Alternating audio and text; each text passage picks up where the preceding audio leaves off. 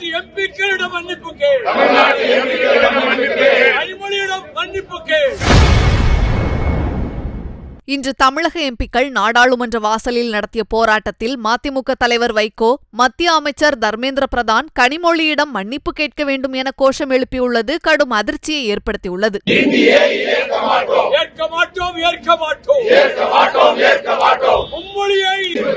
தமிழ்நாட்டிடம் மன்னிப்பு கேள். தமிழ்நாட்டு எம்பிக்களிடம் மன்னிப்பு கேள். கனிமொழியிடம் மன்னிப்பு கேள். தமிழ்நாட்டு மக்களிடம் மன்னிப்பு கேள். ஆணவ பேச்சை நிறுத்து. நிறுத்து நிறுத்து. ஆணவ பேச்சை நிறுத்து.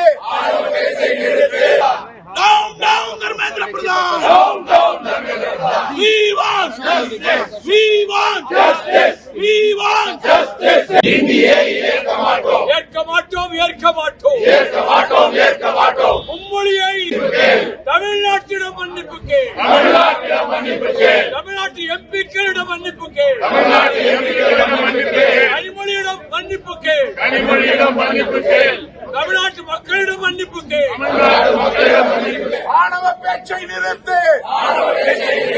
நிறுத்து நிறுத்து. ஆணவ பேச்சை நிறுத்து. Down down Dharmendra Pradhan. Down down Dharmendra Pradhan. We want justice. We want justice. We want justice.